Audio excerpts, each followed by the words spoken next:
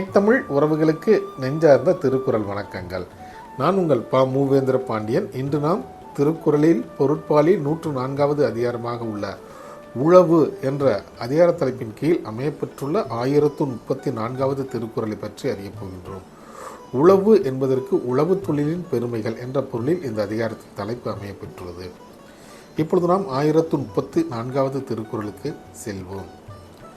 பலகுடை நீழலும் தங்குடை கீழ் காண்பர் அலகுடை நீழலவர்.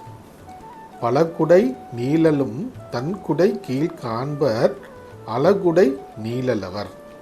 இத்திருக்குறளுக்கான பொருள் என்னவென்பதை இப்போது நாம் காண்போம்.